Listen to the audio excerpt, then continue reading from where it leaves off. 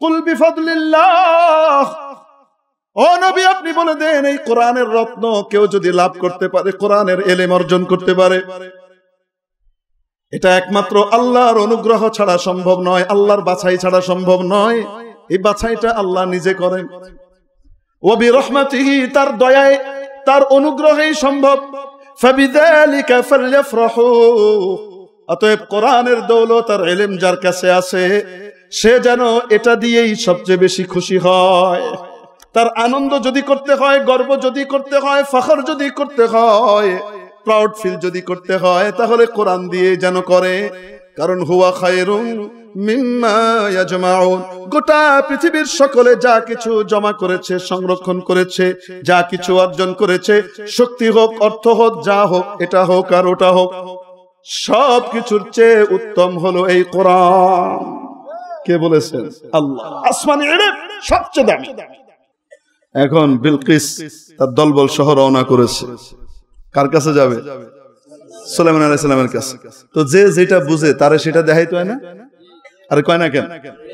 আরে যে মুখের ভাষা বুঝে তারে মুখের ভাষা দিয়ে, যে অর্থের ভাষা বুঝে তারে অর্থের ভাষা দিয়ে, যে ক্ষমতার ভাষা বুঝে তারে ক্ষমতার ভাষা দিয়ে বুঝাইতে হয়। ঠিক কি ঠিক না? যে লাঠির ভাষা বুঝে এছাড়া বুঝে না, সেই ইসরাঈলীদেরকে লাঠির ভাষাই বুঝাইতে হবে। ঠিক কি ঠিক না? সুলাইমান আলাইহিস সালাম নিয়ত করলেন একদিন রাত্রে যে আজকে রাতে আমি আমার 100 জন বিবির কাছে যাব, তাদের সাথে সম্পর্ক করব এবং ওখান থেকে যে সন্তান হবে সবগুলাকে আল্লাহর রাস্তার মুজাহিদ বানাবো। বুঝতে পারছেন? শুধু ইনশাআল্লাহটা কয় নাই। এরপরে কি হয়েছে সেটা পরে। এবং 100 জনের সাথে ওনার কি হয়েছে? আসেননি কেউ? কে আছেন বলেন না? 100 বার একদিনে। সত্যনের মশালবাহী প্রিয় মনীষীদের পাপড়ি টিভি। প্রিয় উপস্থিতি, দুনিয়াতে মানুষ শক্তির ভক্ত, আমরা বলি শক্তের ভক্ত, শক্ত শক্তির মাধ্যমে হয়তো, এজন্য আসলে দুনিয়াতে মানুষ শক্তের ভক্ত হয়, মানে শক্তির ভক্ত হয়। পাওয়ার যার কাছে থাকে তাকে মানুষ সমীহ করে, শ্রদ্ধা করে, ভয় করে। কারো কাছে শুধু পারমাণবিক বোমা আছে, এই কারণে তার উপরে যতই রাগ, গোসা, ক্ষোভ এটা থাক আর ওইটা থাক, তার সাথে বেশি বাড়াবাড়ি করে না, সে যত ক্ষমতা ধরে হোক না কেন। ঠিক কিনা? চিন্তা করে এই বেটা মেজাজ খারাপ করে পাঠান খেপে টেপে গিয়ে যদি মেরে দেয় তো কোনো ঠিক ঠিকানা নাই, পুরা শহর নাশ হয়ে যাবে। বলেন না কেন? পায় কি পায় না? পায়। এখন তো হাইপারসনিক জাইলও তৈরি হয়ে গেছে। যার কাছে থাকে তাকে দেখতে না পারলেও তার সাথে সরাসরি কখনো লড়াইয়ে যেতে চায় না, সাইড দিয়ে এদিক ওদিক দিয়ে করে। আমি কিছু করি নাই, ও করছে। বুঝেন নাই? এই সমস্ত কাজ আমাদের পৃথিবীতে হয় কি হয় না? মানুষ শক্তির ভক্ত হয়, শক্তিমানের ভক্ত হয়।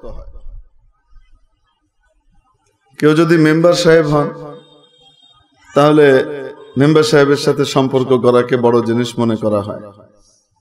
কেউ যদি চেয়ারম্যান সাহেব হন তাহলে এখন মেম্বার সাহেবকে বাদ দিয়ে চেয়ারম্যানের সাথে খাতির করাকে ভাগ্যের বিষয় মনে করা হয়। যদি সুযোগ পাওয়া যায় এমপি সাহেবের সাথে খাতির করার, তাহলে সেখানে চেয়ারম্যান বাদ, এখন গিয়ে এমপি সাহেবের সাথে খাতির করার চেষ্টা করে, প্রাধান্য দেয়, কারণ তার শক্তি এনার চেয়ে বেশি। বুঝাতে পারি নাই? আবার যদি সুযোগ পায় মন্ত্রী সাহেবের সাথে খাতির করার, তাহলে ওটা বাদ দিয়ে তখন পিছনে মন্ত্রীকে গালি দিয়ে আর এটা করুক আর যাই করুক, সামনে হ্যাঁ হ্যাঁ হ্যাঁ জি জি জি করতে থাকে। বলেন না কেন?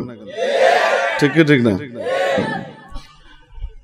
আর প্রধানমন্ত্রীর দস্তরখানে যদি একবার দাওয়াত পায়, সারা জীবন গালিগালাজ যাই করছে, সেখানে গিয়ে ক্যাবলার মতো হাসতে হাসতে গিয়ে হাজির হয়ে যায়। কেন? উনি অধিক শক্তিশালী। আমি মনে হয় বুঝাতে পারিনি আপনাকে, উদাহরণ দিলাম আর কি। পৃথিবীতে যত শক্তিশালী আছে এবং শক্তিশালী বানাবার যত জ্ঞান আছে, এই যে শক্তিশালী হয়, সমরাস্ত্র তৈরি করে বড় বড় বিজ্ঞানীরা, মানুষ মারার যন্ত্র তৈরি করে বড় বড় বিজ্ঞানীরা, মার্কিন বিজ্ঞানীরা বড় মানুষ মারার যন্ত্র তৈরি করলো, অ্যাটম বোমা তৈরি করলো। আমরা খুব সম্মান করি তাদেরকে। লাভের লাভ কি করেছে? জাপানে হিরোশিমা আর নাগাসাকি দুটো শহরকে একদম ধুলোয় মিশিয়ে দিয়েছে, আগুনের গোলকে পরিণত করেছে। ঠিক কি ঠিক না? মনে হয় আমরা কেউ জানি টানি না, জানি। তো দুনিয়ার জ্ঞান বিজ্ঞানের মাধ্যমে যতই শক্তি অর্জিত হোক না কেন, পৃথিবীতে আসলে সবচেয়ে বড় শক্তি কোনটা? আমরা দেখি দুনিয়ার জ্ঞান বিজ্ঞান অনেক শক্তিশালী। লোহার পিছনে মেহনত করেছে, যে লোহা উপরে মারলে নিচে পড়ে যায় মাধ্যাকর্ষণ শক্তির কারণে। লোহার পিছনে এমন মেহনত করলো, এই লোহা এখন হাজার হাজার টন নিয়ে এক মহাদেশ থেকে আরেক মহাদেশে উড়ে চলে যায়। কি পরিমাণ শক্তি! আমরা দেখি লোহা পানিতে ছাড়লে ডুবে চলে যায়, টুপ করে ডুবে যায়, ছোট্ট একটা লোহা। কিন্তু এই লোহার পেছনে যখন মেহনত হলো, এখন শত শত টন লোহা, সে তো ডুবেই না, বরং হাজার হাজার টন সামানপত্র নিয়ে এক মহাদেশ থেকে আরেক মহাদেশে সাগর পাড়ি দিয়ে পৌঁছিয়ে দেয়। ঠিক ঠিক। তো কি বিশাল শক্তি মানুষের কাছে আছে! যত শক্তি আছে, আর যদি সামরিক শক্তির দিকে বলতে যাই, হাইড্রোজেন বোমা, হাইপারসনিক মিসাইল, অ্যাটম বোমা ইত্যাদি থেকে শুরু করে যা যা আছে, এই সমস্ত শক্তিগুলোর ব্যাপারে আল্লাহ তাআলা একটা অদ্ভুত উদাহরণ দিয়েছেন। বলবো আপনাদেরকে, অদ্ভুত উদাহরণ দিয়েছেন। উদাহরণ দিয়ে বলছেন যে এরা নিজেদেরকে বড় শক্তিশালী মনে করে এবং এদের অনুচররাও এদেরকে বিশাল শক্তিশালী মনে করে। কিন্তু শক্তির দশাটা কেমন, এটা আমি তোমাদেরকে একটু বুঝিয়ে দিই। আল্লাহ তাআলা নিজেই বলেন, 20 নম্বর পারার শেষ পৃষ্ঠাতে আছে, মাসালুল লাযীনা ইত্তাখাযু মিন দুনিল্লাহি আউলিয়া কামাসালিল আনকাবুত। আল্লাহর সাথে সম্পর্ক নাই, যত শক্তি হোক না কেন, কার সাথে সম্পর্ক নাই? যদি আল্লাহর সাথে সম্পর্ক না থাকে, আল্লাহর বিরুদ্ধে অবস্থান নেয়, এদের সকলের সকল পরিকল্পনা, প্ল্যান, মাস্টার প্ল্যান এবং গোটা শক্তির মত্তা, এই সব কিছুর উদাহরণ নিয়ে তোমরা একটু শুনে নাও। আল্লাহ তাআলা বলছেন এদের উদাহরণ হলো মাকড়সার মতো। মাকড়সা আছে না, মাকড়সার মতো, স্পাইডার।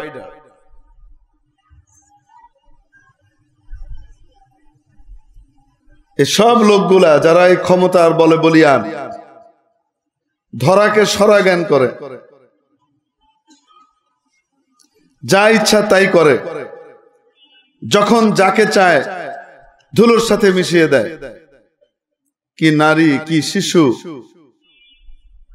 কি সাধারণ মানুষ, কি অসুস্থ, কি হসপিটাল, কি ডাক্তার, কি সেবক, কিছুই দেখে না, যেভাবে ইচ্ছা সেভাবেই হত্যা করে চলে।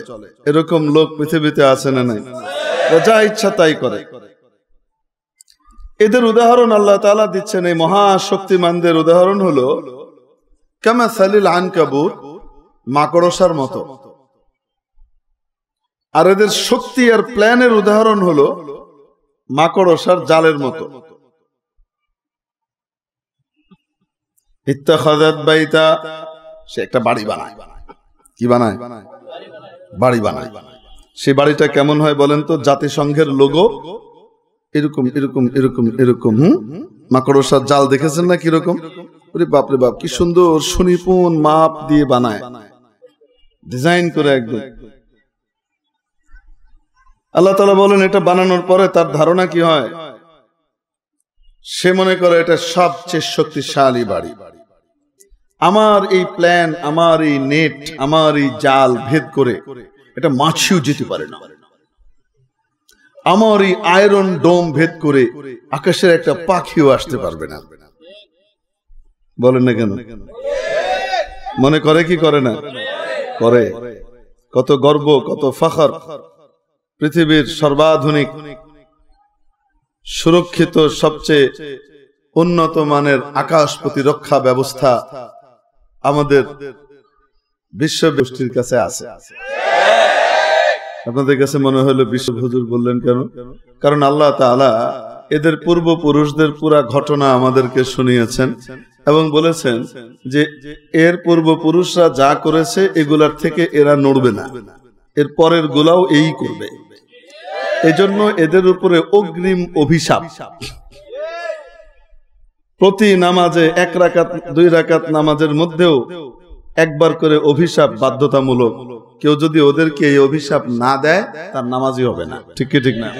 মানে নামাজ ল্যাংড়া খোড়া হবে আর কি, হবে ল্যাংড়া খোড়া নামাজ। নাক নাই কান নাই চোখ নাই এই টাইপের একটা নামাজ হবে আর কি। নাক নাই কান নাই চোখ নাই এরকম মানুষও তো আছে, আছে না নাই? মানুষ কিন্তু পূর্ণ না অপূর্ণ, ঠ্যাং নাই হাত নাই, ওইরকম নামাজ হবে আর কি। সূরা ফাতিহা ছাড়া যদি কেউ নামাজ পড়ে।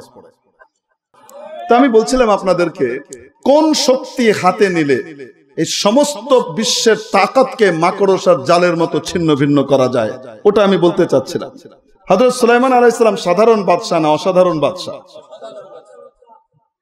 ওয়াতাফাক্কাদাত তায়র, একদিন পাখিদের রোল কল করছেন।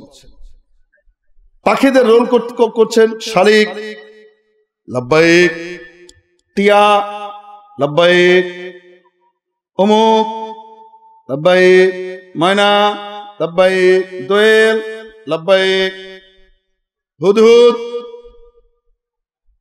পিন ড্রপ সাইলেন্ট, কোনো আওয়াজ নাই। আপনি বলেন কি ব্যাপার? মা লিয়া লা আরাল হুদহুদ, কি ব্যাপার? হুদহুদ কোথায়? আমাকে না জানিয়ে সে অনুপস্থিত কেন?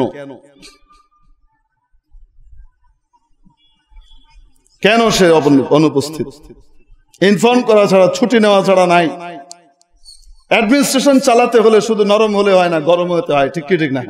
এটা মনে রাখবেন। এই জন্য অ্যাডমিনিস্ট্রেটর যারা হয় তাদের উপরে সকলকে খুশি করা এটা সম্ভব নয়। কেউ না কেউ নারাজ হবে। বলেন না কেন? হবে, এটা মেনে নিতে হয়। উনি বললেন হয়তো সে আমার কাছে এসে উপযুক্ত কারণ দর্শাবে, লাউআযিবান্না আও লাআযবাহান্না, তাকে কঠিন সাজা দেব, অথবা তাকে হত্যা করা হবে অপরাধী হওয়ার কারণে, যেন সকলের সাজা দেখে যেন সকলে শুধরে যায়, অথবা সে আমার কাছে যৌক্তিক কারণ দর্শাবে। কেন সে অনুপস্থিত ছিল সেটা বলতে হবে। বেশ কিছুক্ষণ পরে হুদহুদ পাখি আসছে, কাঁপতে কাঁপতে এসে বলে, জাহাপনা, ইন্নী আহাত্তু বিমা লাম তুহিত বিহি, আপনি মহাসম্রাট সুলাইমান হওয়া সত্ত্বেও, গোটা পৃথিবীর উপরে রাজত্ব করা সত্ত্বেও, একটা অঞ্চলের এমন সংবাদ যেটা আপনি জানেন না কিন্তু আমি জানি। আমি সেই জানা আপনার কাছে শেয়ার করতে চাই। আমি ওখানে জানতে যেই আমি দেরি করে ফেলেছি যে এটাও কি সম্ভব? সুলাইমানের রাজত্বের ভিতরে, শিরিকের ভিতরে কিছু লোক ডুবে আছে, এটাও কি সম্ভব? কি আমি ওখানে এক রানীকে পেয়েছি, সে রানী গায়রুল্লাহর ইবাদত করে, তার অধীনস্থরা গায়রুল্লাহর ইবাদত করে। আর কি করে? তার একটা বিশাল সিংহাসন আছে, ওয়ালাহা আরশুন আযীম, তার অসাধারণ একটা সিংহাসন আছে দেখতে। ওই রানীর নাম আপনারা জানেন কি নাম? হ্যাঁ, দেখছেন কারবার। রাজা সুলাইমানের নাম কয়ে পারে না, ওই দূরের বিলকিসের নাম ঠিকই কয়ে পারে। মাশাআল্লাহ। এখন সে তার বিশাল একটা সিংহাসন আছে দেখার মতো, এবং পাখি নিজে কয় আল্লাহ ইয়াসজুদু লিল্লাহ। সামনে কইতে গেলে তো আবার মুশকিল হলো, আপনাদের আবার সেজদা দেওয়া লাগবে সবাই, তো শুধু অনুবাদ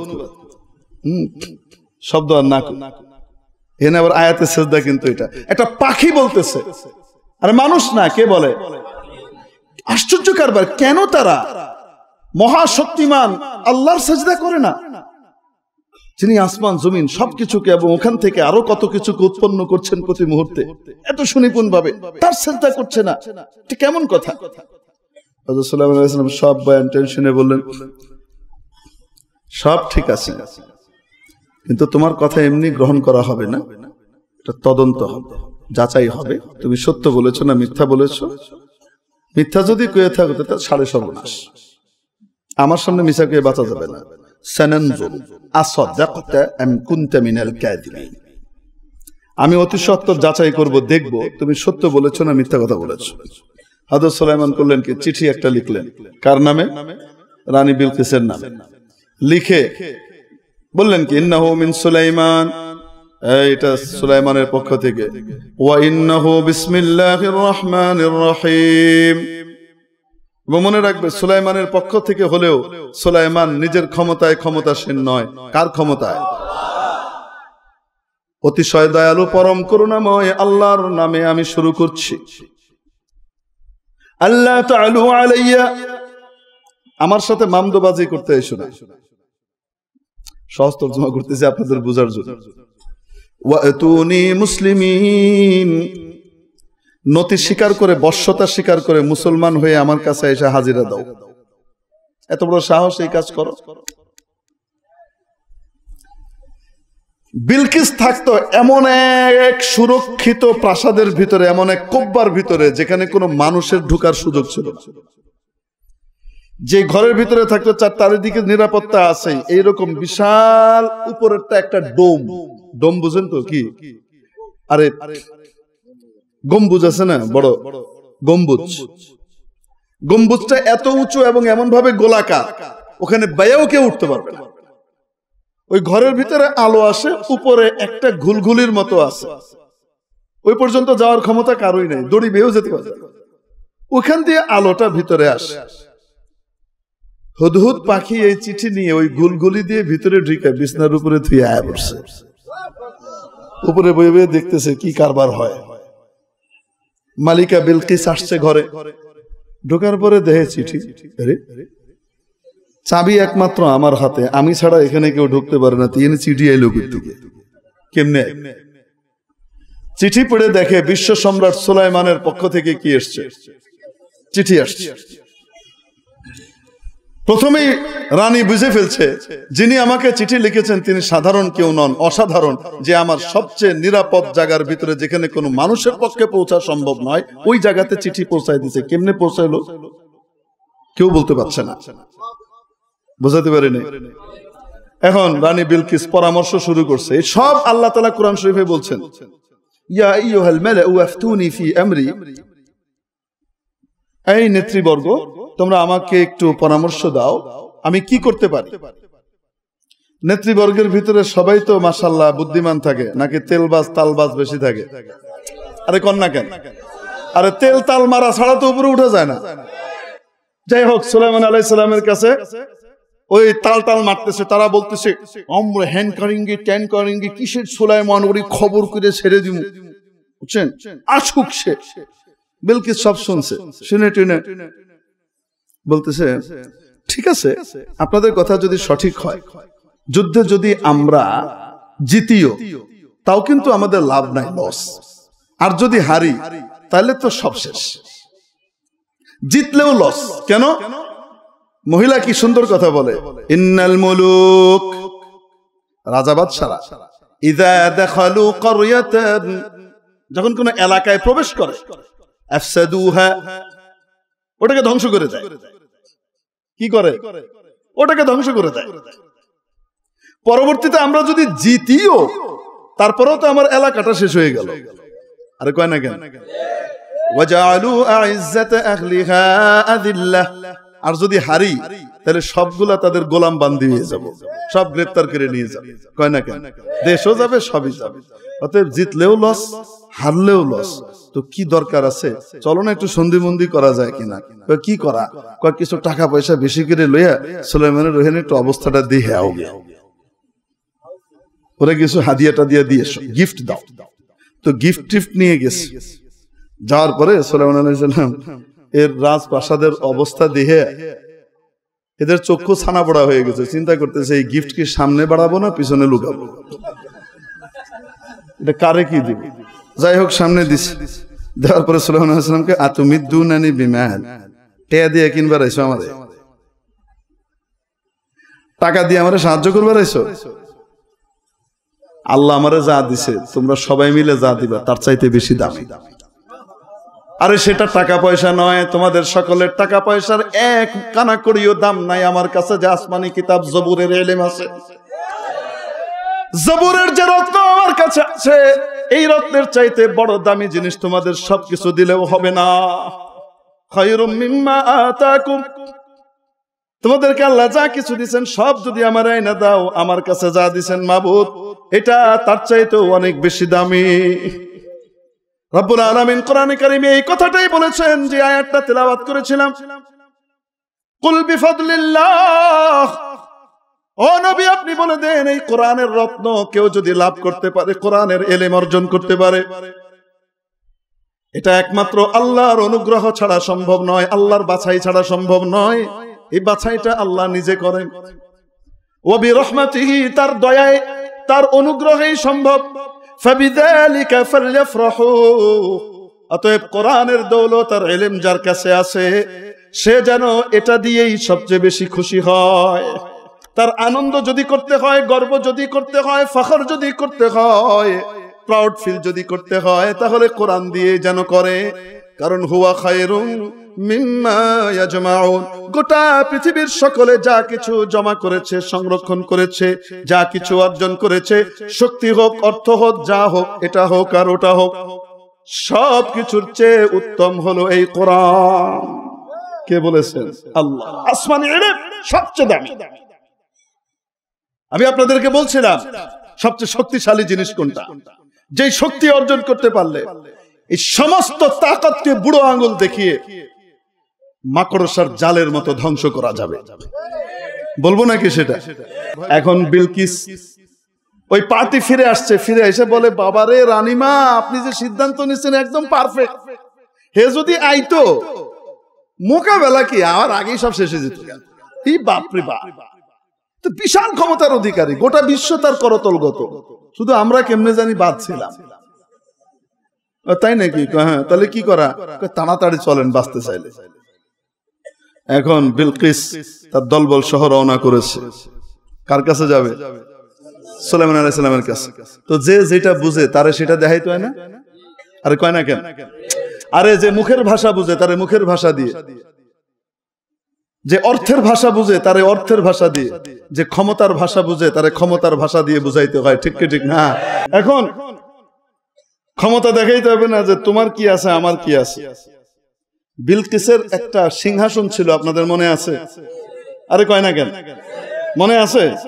সিংহাসন ছিল, আর পাখি এসে বলছে আপনার সিংহাসনটাও তার সিংহাসনের সামনে তুচ্ছ মনে হবে, এত বিশাল জিনিস, মানে ওটার ভিতরে এত কারুকাজ করা আর এত কিছু আছে।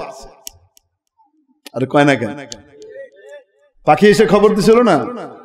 এখন সুলাইমান আলাইহিস সালাম চিন্তা করলেন বিলকিস আমার এখানে আসার আগে তার সিংহাসনটা এখানে উপস্থিত করা দরকার, আয়েশা যেন আমার পাশে তার সিংহাসনটা দেখে এবং অভিভূত হয়। বুঝেন নাই? যেন সে তাড়াতাড়ি বুঝতে পারে যে আমি সুলাইমানের এত ক্ষমতা থাকা সত্ত্বেও এই সমস্ত ক্ষমতা তুচ্ছ একজনের সামনে, তিনি কে? আল্লাহ। আমার এত ক্ষমতা থাকা সত্ত্বেও আমি সেই আল্লাহর গোলামি করি, তোমার কি আছে যে তুমি আল্লাহর গোলামি বাদ দিয়ে অন্যের গোলামি করো? বুঝাইতে পারি না? এটা একটা কৌশলী দাওয়াত। মেরে মুহতারাম দোস্ত আজিজ বুজুর্গ, হযরত সুলাইমান আলাইহিস সালাম উপস্থিতদেরকে জিজ্ঞেস করলেন। হযরত সুলাইমান আলাইহিস সালামের ডান দিকে 500 বড় বড় আলেম থাকতেন, মানুষদের মধ্য থেকে বড় বড় আলেম, জবুরের আলেম। আর বাম দিকে 500 বড় বড় জিন থাকতেন, যারা জবুরের জাদরের আলেম।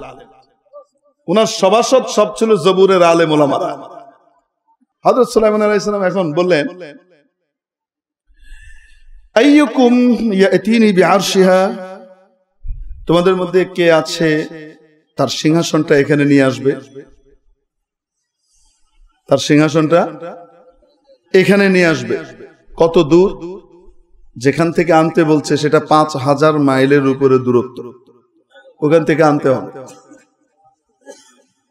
আইয়ুকুম ইয়াতিনি বিআরশিহা, তার সিংহাসনটা এখানে এনে দেবে। কে আছে?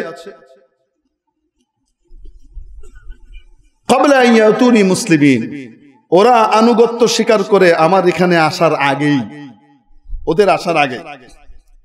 ক্বালা ইফরিতুম মিনাল জিন, আল্লাহ তাআলা বলেন ক্বালা ইফরিতুম মিনাল জিন, জিনদের মধ্যে মহা শক্তিশালী পালোয়ান বীর জিন, আমরা যাকে বলি দৈত্য। আর কয় না কেন? সাধারণ জিন কি জিন? পালোয়ান জিন, দৈত্য, বিশাল শক্তিশালী বডি বিল্ডার। ইফরিতুম মিনাল জিন, উনি দাঁড়িয়েছেন। আনা আতিকা বিহি, মহারাজ আমি আপনার কাছে ওটা নিয়ে আসছি। হযরত সুলাইমান আলাইহিস সালাম জিজ্ঞেস করলেন সময় কতক্ষণ লাগবে? বলে ক্বাবলা আন তাকুমা মিন মাকামিক, আপনি বসা আছেন এখান থেকে উঠে দাঁড়াতে যতক্ষণ লাগে তার আগেই। আল্লাহু আকবার। আল্লাহ তাআলা জিন জাতিকে কি পাওয়ার দান করেছেন বলেন না কেন? কার সৃষ্টি? আমার আল্লাহর সৃষ্টিকে নিয়ে আমরা গর্ব করি, ঠিক কি ঠিক না? আমার আল্লাহ বানিয়েছে, চোখে দেখা যায় না, কিছুই দেখি না, কিন্তু আছে না নাই, কত শক্তি আল্লাহ দান করেছেন। বলে হাজার হাজার মাইল দূর থেকে এই বিশাল সিংহাসন নিয়ে আসবে এখানে। কতক্ষণ? সুলাইমান আলাইহিস সালামকে বলছে আপনি আপনার সিংহাসনে বসা আছেন, এখান থেকে উঠে দাঁড়াতে যতক্ষণ লাগে তার আগে। আল্লাহু আকবার। কয় সেকেন্ড লাগে বসা থেকে উঠে দাঁড়াতে? আরে কয় না কেন? প্র্যাকটিক্যালি না দেখাইলে মুশকিল। আমি তো দুর্বল, সুলাইমান আলাইহিস সালাম তো আমার মতো দুর্বল। সুলাইমান আলাইহিস সালামের দাঁড়াই থেকে আমার মতো সময় লাগবে না, আরো বেশি। আরে সহিহ মুসলিম শরীফের ভিতরে হাদিস আছে, সহিহ সনদের হাদিস। সুলাইমান আলাইহিস সালাম নিয়ত করলেন একদিন রাত্রে যে আজকে রাতে আমি আমার 100 জন বিবির কাছে যাব, তাদের সাথে সম্পর্ক করব এবং ওখান থেকে যে সন্তান হবে সবগুলাকে আল্লাহর রাস্তার মুজাহিদ বানাবো। বুঝতে পারছেন? শুধু ইনশাআল্লাহটা কয় নাই। এরপরে কি হয়েছে সেটা পরে। এবং 100 জনের সাথে ওনার কি হয়েছে? আছেন না কেউ? কে আছেন বলেন না? 100 বার একদিনে, 15 বার 20 বার, এর চেয়ে বেশি কোয়া যাবে না, কারণ পোলাপাইন আছে তো, মজমা মাখলুক, সবকিছু বলা যায় না, তাই না? বুঝে নেন কয়বার সুলাইমান আলাইহিস সালাম কয়বার গেছে? মুহে কয় নাই। কো হুজুর একজনের সাথে 1 মিনিটের জন্য গেলেও তো, 2 মিনিটের জন্য গেলেও তো 100 জন পুরা হওয়া মুশকিল এক রাত্রে। আরে এই রাত্রটা কতটুকু লম্বা ছিল তুমি কেমনে কইবা? এটা কি বাংলাদেশের রাত নাকি নরওয়ের অসলোর রাত? তুমি কেমনে কইবা? যেখানে 23 ঘন্টার রাত হয়, আধা ঘন্টার দিন হয়, আবার একটা সময় আসে 6 মাস, সেই সময়ে 23 ঘন্টার দিন হয়, 1 ঘন্টার রাত হয়, ঠিক কি ঠিক না? নাম্বার 2, এটা হলো নবীর মুজিজা। কার মুজিজা? নবীর মুজিজার জন্য কোনো সময়ের সীমা নাই, ঠিক কি ঠিক না? আল্লাহ তাআলা সময়কে তাদের জন্য বিস্তৃত করে দেন, প্রয়োজন মতো সেই সময়কে ছোট করে দেন। বলেন না কেন? তাহলে হযরত সুলাইমানের শক্তিটা কেমন এবার বল? আমার মতো তো। কতক্ষণ সময়? যতক্ষণ আপনার বসা থেকে উঠে দাঁড়াতে লাগে। মনে আছে কোত্থেকে গেছি আমরা? ভুলে যান না। আমি বুঝাইতে চাচ্ছিলাম বিশ্বের এই যে পরাশক্তি, এই পরাশক্তিকে পর্যদস্ত করতে হলে কোন শক্তি আপনার লাগবে, কোন শক্তি সাথে নিলে গোটা পৃথিবীর সমস্ত শক্তিকে মাকড়সার জালের মতো ছিন্ন ভিন্ন করা যায়, সেটা বলতে চাচ্ছিলাম। মনে আছে না নাই? হযরত সুলাইমান আলাইহিস সালাম বললেন চলবে না, আরো তাড়াতাড়ি কেউ পারবা? কি কয়? আরো তাড়াতাড়ি কেউ পারবা? তো আমাদের জিন ভাইদের সবচেয়ে শক্তিশালী যিনি, তিনি কি করলেন? এখানে এসে থামলেন। قال الذي عنده علم من الكتاب যার কাছে কিতাবের ইলম আছে, কি আছে? সেই কিতাব কোনটা? জাবুর। দাউদ আলাইহিস সালামের উপরে নাযিলকৃত কিতাব কি? জাবুর, যেটার ভিতরে বেশিরভাগ বিধিবিধানই হলো রাষ্ট্র ক্ষমতা পরিচালনার বিধিবিধান।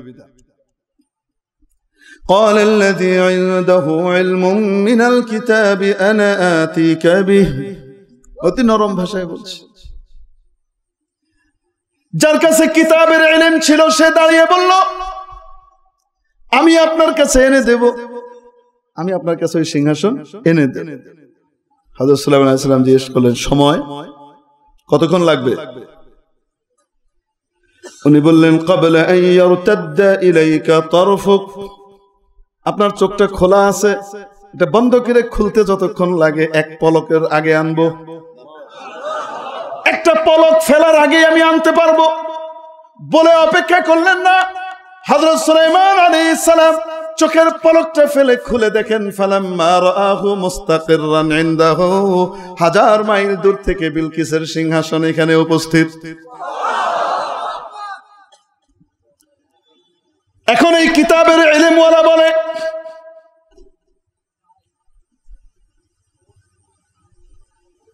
হাযা মিন ফাদলি রাব্বি, এটা আমার রবের অনুগ্রহ, উনি দয়া করে আমাকে কিতাবের ইলম দিয়েছিলেন, সবচেয়ে শক্তিশালী জ্ঞান দিয়েছিলেন, এজন্য আমি এটা করতে পেরেছি, আমার প্রভুর দয়া। এই একই কথা মাবুদ বলেন, কুল বিফাদলিল্লাহি ওয়া বিরহমাতিহি ফাবিযালিকা ফালইফরাহু, হাযা মিন ফাদলি রাব্বি, এটি আমার রবের অনুগ্রহ, যেই মহা জ্ঞান আমাকে দিয়েছেন। লিয়াবলুয়ানি আশকুরু আম মাকফুর, এই ক্ষমতা পাওয়ার পরে আমি কি ওনার নাফরমানি করি নাকি ওনাকে মানি, ওনার কৃতজ্ঞ বান্দা হই না অকৃতজ্ঞ হই, সেটা আমাকে পরীক্ষা নেবার জন্য মাবুদ জ্ঞান দিয়েছে। মেরে মুহতারাম দোস্ত, আজিজ ও বুজুর্গ, বলেন তো দেখি, সবচেয়ে বড় শক্তি হলো আসমানি কিতাবের শক্তি, ঠিক কি ঠিক না? আসমানি কিতাবের ইলমের জ্ঞানের চাইতে বড় শক্তি আর কিছু হতে পারে না। আরে মেরে মুহতারাম দোস্ত, আজিজ ও বুজুর্গ, সেই জাবুর মনে হয় গোটা যত কিতাব আল্লাহ নাজিল করেছেন সবার ভিতরে শ্রেষ্ঠ কিতাব জাবুর, কয় না কেন? তার পাওয়ারে যদি এমন হয়, তাহলে যে কোরআনের হেফাজতের ঘোষণা দিয়েছেন কি? সর্বশ্রেষ্ঠ নবীর উপরে যেই কিতাব নাজিল করেছেন সেই কোরআন, সেই কোরআনের ইলমের পাওয়ার কত বেশি হতে পারে? এই কোরআনের পাওয়ার যদি মানুষ অর্জন করতে পারে, গোটা পৃথিবীর সবকিছু তার করতলগত হয়ে যায়, ঠিক কি ঠিক না? তাহলে বলেন, এই কোরআনের ইলম, এই জ্ঞান শেখানো হয়, শুদ্ধ করে পড়া, অর্থ বোঝা, আমল করা, প্র্যাকটিক্যালি বাস্তবায়ন করা, এই সব কিছু শেখানো হয় কোথায়? অন্যান্য প্রতিষ্ঠানে না মাদ্রাসায়?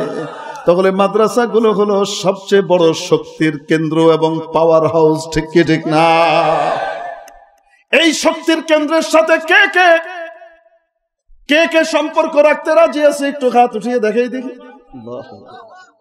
রাজি আছি? হাত নামাই। আরে কোরআনের সাথে সম্পর্ক যদি হয়ে যায় আর কোরআনের ইলমের উপরে যদি আমল হয়ে যায়, সরাসরি সম্পর্ক কার সাথে হয়?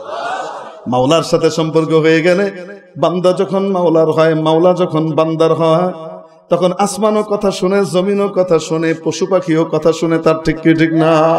কুল কায়নাত তার হয়ে যায়। কিসের জোর? কিসের জোর? কোরআনের সাথে সম্পর্ক হলে পৃথিবীর সবচেয়ে বড় ক্ষমতার শক্তি তার সাথে চলে আসে, ঠিক কি ঠিক না? রাজি আছেন বাচ্চাদেরকে কোরআনের ইলম শেখাতে? তাহলে আপনাদের এই শক্তির কেন্দ্রটা বন্ধ হয়ে যাবে না থাকবে? কে কে চান থাকবে? হাত উঠান। আয় আল্লাহ কবুল করেন এই হাতগুলোকে, মাবুদরে সবসময় পাশে দাঁড়াবার তৌফিক দান করেন। পাপড়ি টিভি, হক্কানি ওলামায়ে কেরামের মুখপাত্র।